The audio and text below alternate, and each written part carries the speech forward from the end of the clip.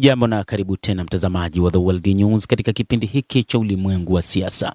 Jina langu ni Adam Hussein na bado tunakujuza mengi yanayojiri katika ulimwengu. Raia nchini Cuba wameandamana kupinga hatua ya Marekani dhidi ya kumshtaki aliyekuwa rais wao wa zamani Raul Castro. Maelfu ya Wacuba wamekusanyika mapema siku ya Ijumaa mbele ya ubalozi wa Marekani mjini Havana kupinga uamuzi wa Washington wa kumfungulia mashtaka aliyekuwa rais wa Cuba Raul Castro. Maelfu ya Wacuba ambao wanapinga hatua inayofanywa na Marekani wameandamana katika ubalozi huu wa Marekani huko Havana kupinga uamuzi wa Washington juu ya mashtaka ya aliyekuwa rais wao Raul Castro kuhusiana na kudunguliwa kwa ndege mbili za kiraia miaka 30 iliyopita.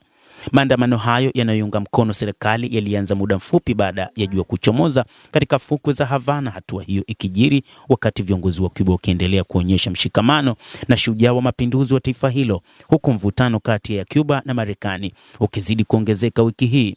Raul Castro mwenye umri wa miaka 94 hakuhudhuria katika mkusanyiko huo, lakini rais wa Cuba wa sasa Miguel Diaz-Canel na waziri mkuu Manuel Marrero walihudhuria mkutano huo sambamba na baadhi ya wanafamilia wa Raul Castro akiwemo binti yake, mwanawe wa kiume na mjukuu wake, nao pia walihudhuria katika mkutano huo.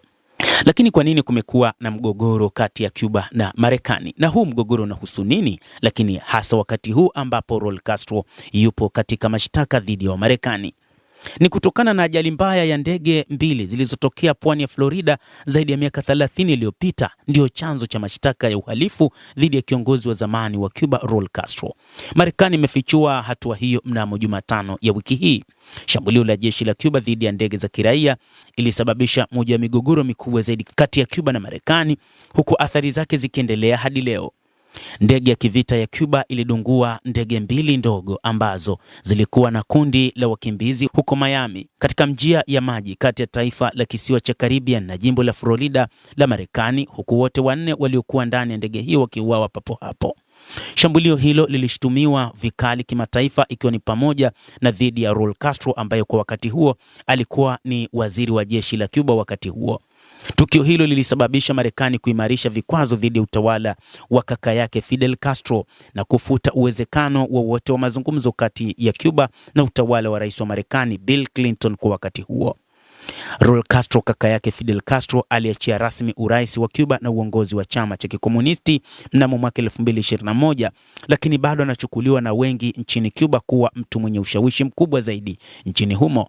Mashtaka ya Raul Castro yanatokea kipindi ambapo kisiwa hicho kinapitia wakati mgumu sana. Cuba iko kwenye misukosuko ya kiuchumi na nishati kufuatia shinikizo la hivi karibuni kutoka kwa utawala wa Trump na kupoteza uungwaji mkono kutoka Venezuela baada ya kuondolewa madarakani kwa kiongozi wa zamani Nicolas Maduro mnamo mwezi Januari. Shambulizi la ndege lililotokea wakati wa mgogoro mkubwa wa kiuchumi ulioikumba Cuba miaka 1990 baada ya kuanguka kwa mfuasi wake mkuu wa kiuchumi, Umoja wa Kisovieti.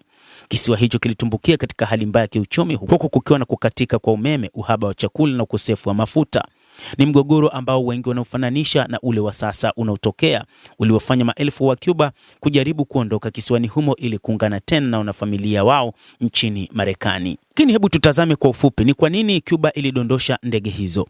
Sababu zilizofanya serikali ya Fidel Castro iamue kudungua ndege hizo bado ni mada ya kujadiliwa.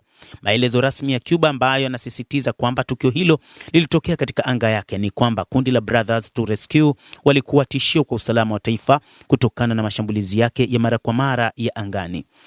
Lakini tafsiri zingine zinaonyesha hatua zao zilichochewa kisiasa. Hilo lilisababisha mgogoro mkubwa zaidi wa Cuba na Marekani tangu vita baridi na kuwa mwelekeo wa uhusiano mbaya kati ya Marekani na Cuba hadi karne ya 21. Bill Clinton alilaani shambulizi hilo kwa maneno makali zaidi, na Baraza la Usalama la Umoja wa Mataifa lilaani matumizi ya silaha dhidi ya ndege za kiraia angani. Marekani iliimarisha vikwazo vya kiuchumi dhidi ya Cuba kwa kiasi kikubwa, na Havana ilichukua jibu lao kuwa uchokozi wa kiuchumi na kidiplomasia ambao haujawahi kutokea. Na kipindi hicho kulikuwa na mwanahistoria na mwanadiplomasia wa zamani pia kulikuwa na athari, ambaye anasema kulikuwa na athari ndani ya Cuba yenyewe. Mtazamaji, endelea kutufuatilia, lakini ni kusihi usisahau kulike, usisahau kucomment, kadhalika usisahau kusubscribe channel yetu hii ili upate habari hizi kwa mapana kupitia The World News. Jina langu ni Adam Hussein, endelea kuwa nasi wakati wote, endelea kutufuatilia upate habari hizi kwa mapana hapa The World News.